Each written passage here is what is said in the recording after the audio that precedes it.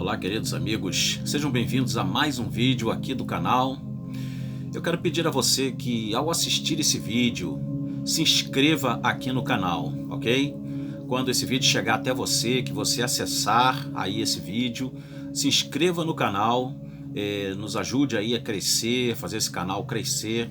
Isso é muito importante para que nós possamos continuar aqui esse nosso trabalho de veiculação da palavra de Deus, de propagação, e de anunciação das Sagradas Escrituras, da palavra do Deus vivo, do Deus que pode abençoar a minha e a tua vida. Então é muito fácil se inscrever no canal. Eu costumo me inscrever em vários canais aqui pela própria TV Smart ou pelo próprio celular. Muitas vezes chega até mim vídeos interessantes e eu gosto e eu falo assim, vou me inscrever nesse canal.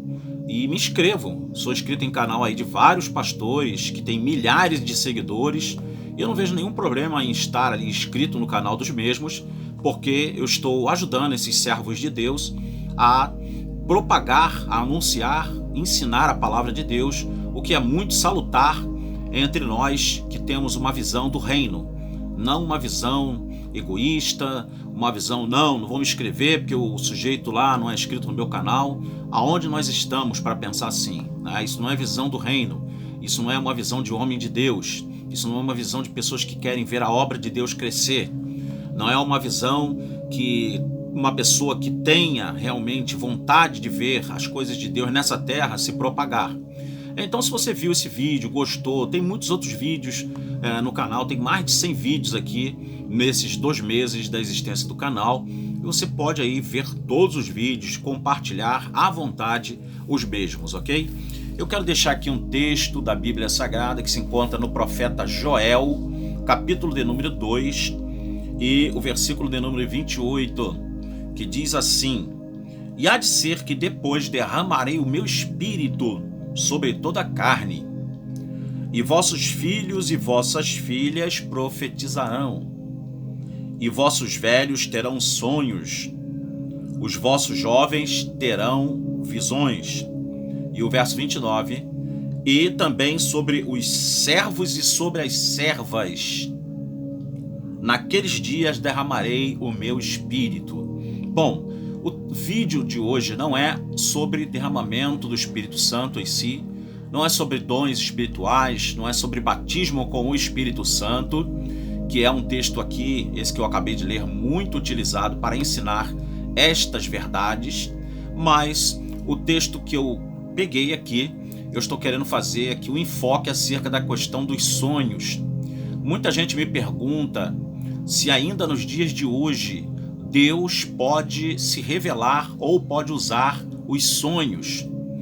Se Deus ainda pode se comunicar comigo e com você por meio dos sonhos.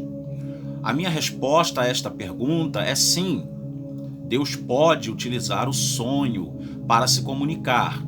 Alguns dizem que Deus não utiliza mais os sonhos, já que hoje nós temos o Espírito Santo de Deus que mora em nós, que habita em nós, e que é o grande intérprete das Sagradas Escrituras e, consequentemente, dos planos de Deus nas nossas vidas, não é? E daquilo que Deus quer que nós saibamos. O Espírito Santo, inegavelmente, claro, ele é o Espírito, como disse Jesus no Evangelho de João, quando ele fala do outro Consolador, do Paráclito, no grego, que viria para estar no seu lugar aqui conosco, que ele não nos deixaria órfão, mas ele viria o Espírito Santo para ser o nosso outro Consolador. E essa palavra outro aí, nós temos 2 palavras dentro do grego, a palavra heteros e a palavra aloé. Essa palavra aloé é a palavra utilizada para falar da palavra outro, porque a palavra heteros, que é outro também, traduzido para o português, é um outro, mas de um gênero diferente. Ou seja, é um gênero, a palavra heteros, ela dá origem à palavra heterogêneo, ou seja, uma diversidade, não é uma coisa homogênea, diferente. Homogêneo é uma coisa bem diferente, heterogêneo é uma coisa diversificada, E o Espírito Santo, então, não seria diferente de Jesus, ele teria o mesmo caráter de Jesus, até porque é o Espírito que procede do Pai, de nosso Senhor Jesus. É o Espírito que procede de Deus. Então, ali, é claro que nós sabemos que o Espírito Santo, ele é aquele que dá a nós a revelação de Deus. Ele é aquele que ilumina as nossas mentes para entender a Bíblia. Claro, não negamos isso. Mas o texto é interessante, esse texto aqui de Joel. Falando de sonhos, nós vemos que na Bíblia existem várias vezes revelações divinas por meio de sonhos. Nós vemos, por exemplo, que Jacó, ele tem o sonho de uma escada. Ele tem o sonho de uma escada. E essa escada que Jacó sonha, ela é um tipo da própria pessoa de Jesus. E isso vai ficar bem claro lá no capítulo 1 do Evangelho de João, quando Natanael, ele ouve da palavra do próprio Cristo dizendo que ele veria os céus abertos e veria os anjos de Deus subindo e descendo por meio dele. E Jacó vê nessa escada os anjos de Deus subindo e descendo, mostrando uma ligação dos céus com a terra, porque anjos são emissários celestes enviados por Deus para comunicar-se com os homens amando de Deus. Então Cristo, ele é a ligação do homem com a terra. A escada, ela fala de ligação. Então ali nós vemos que Jacó tem sonho, Abraão também ele tem um sonho, no qual ele vê ali os abutres, e vindo sobre o seu holocausto. E nós vemos o sonho de José também no livro do Gênesis. Nós vemos o sonho de José, que ele via seus irmãos e ele via seu próprio pai ajoelhar-se diante dele, prostrar-se diante dele. E até os irmãos se invejaram, odiaram a ponto de tentar quase matá-lo. Não o mataram porque Rubens impediu, mas jogaram ele num poço e, passando uma caravana de ismaelitas, venderam José para eles. Inclusive tem uma aparente controvérsia ali, porque uns falam que foram midianitas, outros falam que foram ismaelitas. Nós vamos ainda fazer um vídeo explicando se foram ismaelitas ou se foram midianitas que levaram José até a terra do Egito, ok? Mas eles pegaram José, lançaram ele ali num poço e venderam José. Mais tarde, José vem se tornar o príncipe do Egito, vem se tornar o governador do Egito. E ele então vê isso acontecer. Ele passa a ser o segundo depois na hierarquia egípcia, somente atrás de Faraó.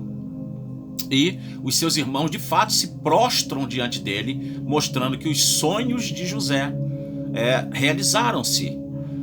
Vemos também na Bíblia o sonho de Salomão, no qual Deus ele fala com ele ali, e nesse sonho Salomão pede a Deus sabedoria para ele poder conduzir o grande povo de Deus. E Deus ali então concede Salomão e diz até a ele: como não pedistes a mim nem ouro, nem prata, nem mulheres, nem tampouco coisas desta terra, mas pediu sabedoria, eis que eu darei a você sabedoria tal, como nenhum outro homem teve antes de você ou terá depois de você, e te darei também bens. Tanto é que Salomão teve um reino muito rico, muito glamouroso, a ponto de reis de vários lugares aliançarem-se com Salomão. Por isso que ele tinha 1000 mulheres, 700 princesas. Eram frutos de alianças de reis, que era um costume da época, dar as filhas, e em troca aliançavam-se com aquele rei que era afamado. E no caso Salomão foi afamado. Por isso que teve esses casamentos todos ali, ok? Para você poder entender. Então Deus ele utilizava sonhos. Nós vemos, por exemplo, o sonho do faraó também no próprio livro do Gênesis, em que José interpreta sonhos. Havia também os intérpretes de sonhos. Havia também os sonhadores de sonhos ilícitos ou irreais ou falsos. E lá no livro da lei diz inclusive, se um sonhador, ou profeta sonhar e esse sonho não se cumprir, ou profetizar e não se cumprir, o tal é um falso profeta, eliminareis ele da congregação, porque Deus não gosta de nada falso, Deus não gosta de nada irreal, Deus gosta das coisas dentro da verdade, porque Deus é a verdade. Por ele ser a verdade, ele quer que as coisas sejam a verdade revelada. Deus não é um Deus de mentir, mas é um Deus de falar a verdade, porque Ele é a própria verdade. Deus é verdade, Deus é a verdade. Então, homens que se dizem ser profeta ou sonhadores e estão mentindo, isso é um pecado grave aos olhos de Deus. Então, amados, houve o sonho de Faraó, José interpreta, e ali fala que haveriam 7 anos de grande fartura e 7 anos de grande fome, de grande escassez. E, mediante a interpretação, foram tomadas providências na terra do Egito, que o Egito foi o celeiro do mundo naquela instância e salvou milhares de pessoas de serem mortas de fome, porque foram muitos alimentos estocados, guardados nos celeiros egípcios para poderem exatamente suprir a fome daquele povo e do mundo naquela época. Uma coisa interessante, né? Jesus, ele é o pão da vida, que pode suprir a fome de toda a humanidade, se caso a humanidade for até ele. Porque para as pessoas serem supridas é interessante, elas tinham que ir até o Egito para adquirir lá o alimento para poder suprir suas fomes. Mas houve o quê? Um sonho.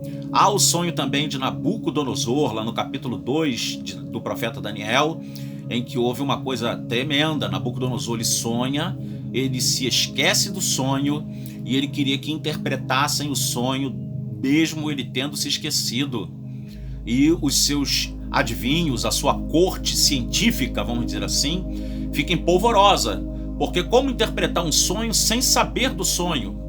E Daniel passa então uma noite em vigília, orando a Deus, juntamente com seus amigos, e ele consegue não só saber o que Nabucodonosor sonhou, como Deus lhe dá também a capacitação de interpretar o próprio sonho que Nabucodonosor teve, que foi de uma estátua.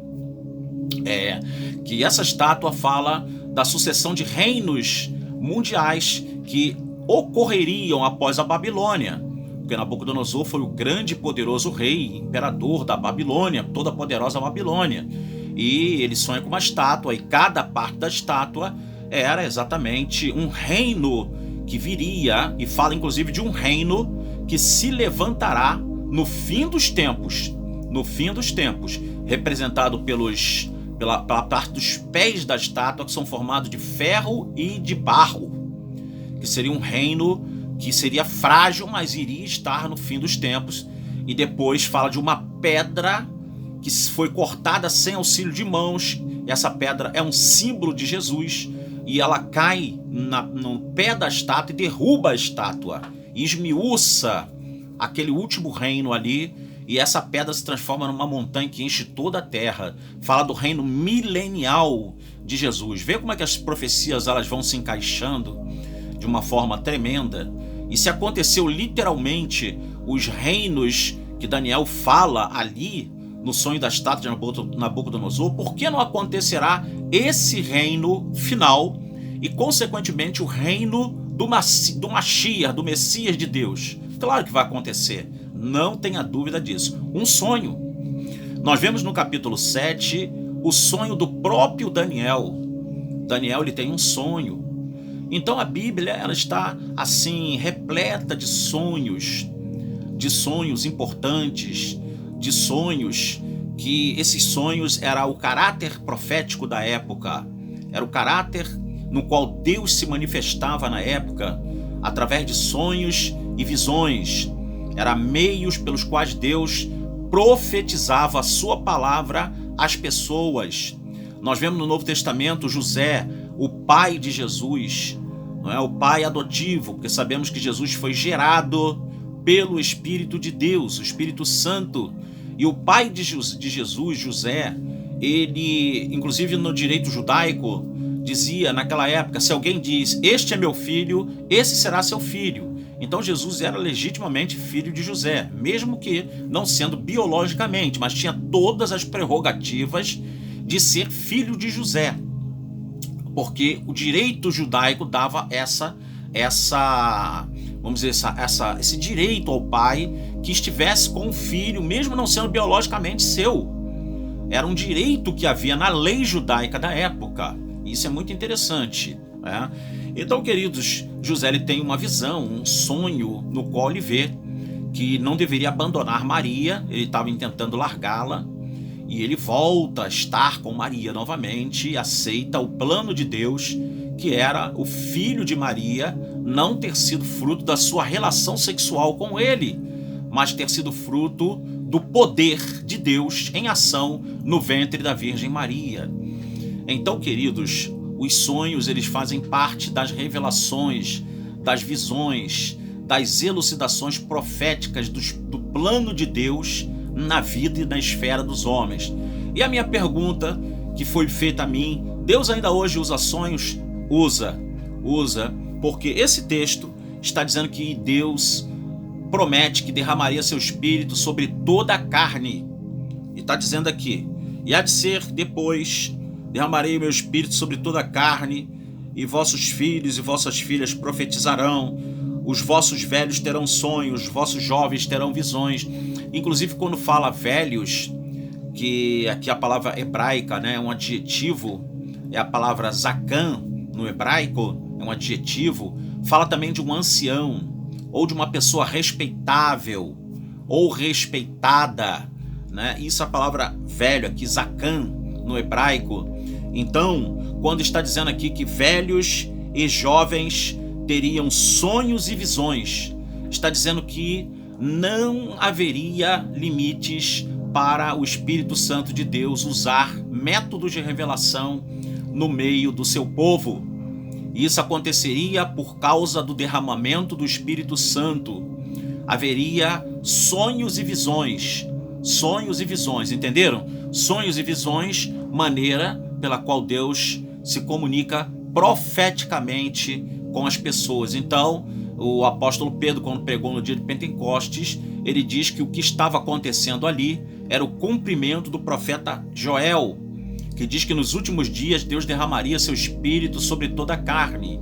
E esta expressão últimos dias, usada lá em Atos dos Apóstolos pelo apóstolo Pedro, pregando no Pentecoste, ela começou com Jesus. Se lermos Hebreus capítulo 1, verso 1, diz que Deus aos pais falou outrora de muitas formas e de muitas maneiras pelos profetas e de outras maneiras, inclusive sonhos e visões, mas a nós nesses últimos dias nos falou por meio do seu Filho Jesus Cristo. Então os últimos dias, eles começam com o advento Cristo. A última hora já é uma outra coisa. A última hora não deve ser confundida com os últimos dias. A última hora é o período no qual o estertor profético irá se fazer, se desfechar sobre a história da humanidade, sobre os homens. Então, eu creio que Deus continua ainda falando por meio de sonhos. Se você tem um sonho, é claro que o livro de Eclesiastes também diz, o livro poético de Eclesiastes, diz que pelo muito trabalhar ou pelo muito pensar, se vêm os sonhos. Os sonhos também podem ser frutos de pensamentos, ou frutos de muitos trabalhos, ou frutos mesmo da mente humana. Há esses tipos de sonhos também, mas não podemos esvaziar o significado bíblico e profético que existem nos sonhos, ok? Alguns até inclusive, quando Paulo ele escreve lá, né, no texto que ele declara que tem um espinho na carne, ele diz antes o seguinte, passaremos, isso lá no contexto anterior, tá? Você lendo antes, você vai encontrar que Paulo diz o seguinte, passaremos agora as visões e revelações de Deus. Visões e revelações de Deus. Muitos creem que essas revelações, elas estão incluindo os sonhos. Então, mostrando que mesmo dentro de um contexto de Novo Testamento, os sonhos continuam valendo como métodos de Deus falar com o homem, ok? Então, Deus continua falando por meio dos sonhos? Continua. Afirmativo e positivo. É a minha opinião, ok?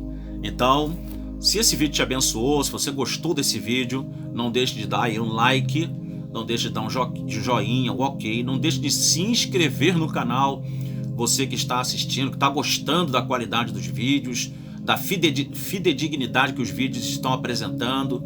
Muitos falaram já comigo isso, graças a Deus, né? Porque estamos procurando ser fiéis a revelação de Deus, a palavra do Senhor, a palavra do Eterno. Essa é a nossa meta aqui, sermos os mais fiéis possíveis à palavra de Deus. É claro que eu não sou o Senhor da verdade, nem sou o dono da verdade. Por mais que eu leia, por mais que eu tenha honestidade na minha exegese, por mais que eu tenha uma boa hermenêutica, por mais que eu tenha um conhecimento das coisas de Deus, que ainda preciso conhecer muito mais, por mais que tenha todas essas boas virtudes, eu não tenho a totalidade da verdade.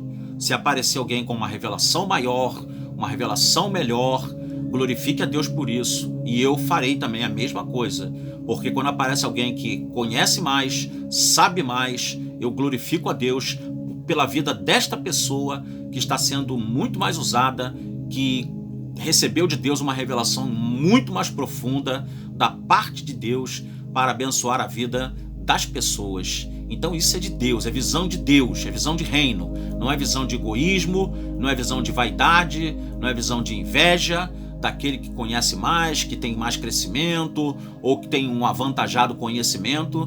Glória a Deus por isso, por pessoas deste naipe e desse quilate estarem no nosso meio.